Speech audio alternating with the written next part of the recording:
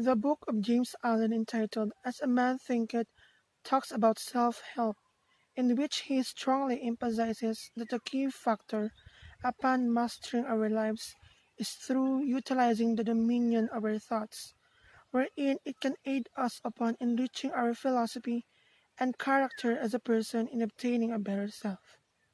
As a man thinketh gives emphasis to the power of our thoughts. What we think and perceive of ourselves is what we actually obtain and become. According to Allen, we alone are the makers of ourselves and master of our thoughts. This is to say that the kind of thought that runs in our mind shapes the character, condition, environment, and destiny that we will have in life.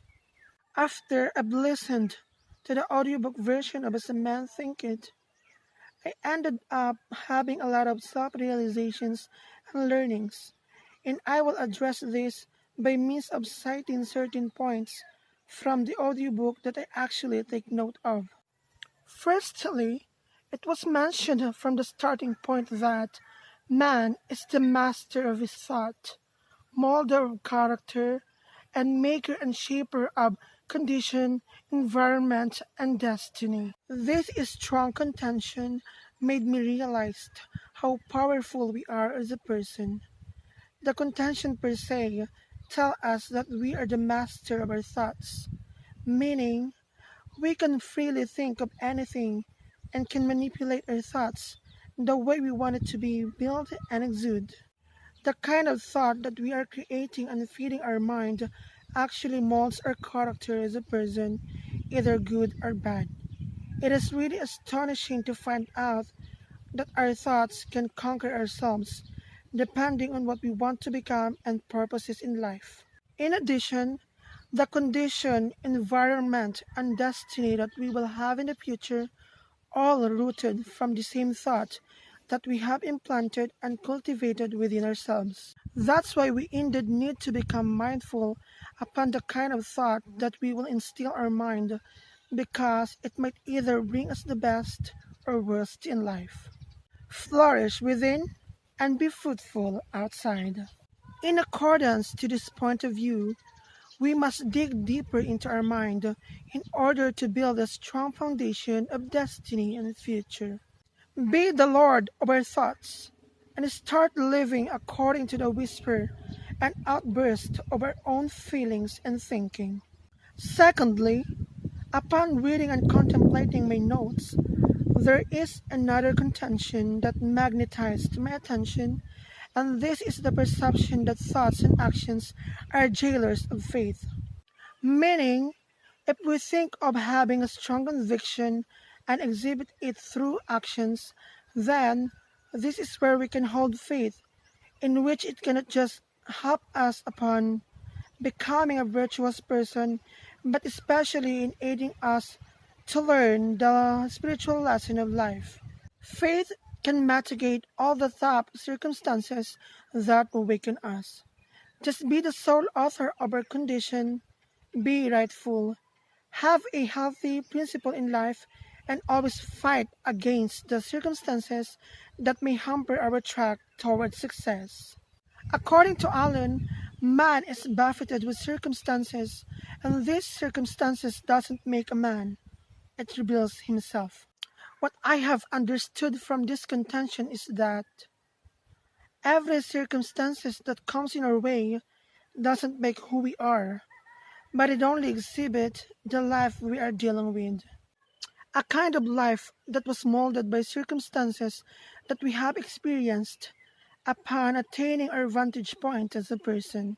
Here too, I have learned that in the midst of hardships, we must be always reminding ourselves that we are the Lord and Master of our own, and no such circumstance that can drag us down in fulfilling our desire of having self-control in times of strong urges, and self-purification upon extracting all the negativities that we have in life. Thirdly, the speaker in the audiobook made a comparison between good and bad thoughts and good and bad actions. He said that good thoughts and actions can never produce bad results, and bad thoughts and actions can never produce good results.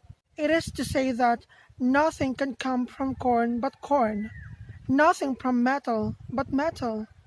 In other manner of interpretation, a bad seed produces a bad fruit, and a good seed produces a good fruit. Meaning to say, if we choose to do good things in life, such as revering and loving our family, friends, and neighbors, then we will obtain a good outcome in return, such as happiness, satisfaction, and attainment. But if we choose to do bad things in life, like committing crimes, indulging from vices, doing voluptuous acts, and dishonoring God, then suffering will come in our way as its unpleasant result. As a person, we could not actually divert from practicing wrongdoings because of temptation. But if there is still a good seed left in our heart and mind, then we will not forget the essence of doing good for ourselves and to others. People, it is a matter of choice, and don't forget to choose the right one. As a realization, I have learned how crucial to carry out good thoughts and actions in life. Good thoughts and actions will help us to establish a good life, loaded with positivity and pleasant outcomes. That's why always choose to amass good things for ourselves, because this is what will bring the best for us, best for ourselves, dreams, and entire life. Withal, we are already matured enough to distinguish good from bad. So, live for good, adorn our thinking, and extremely remove all the flaws in life. Hereby, we will be able to attain the greatest self that we can be and live life to the fullest.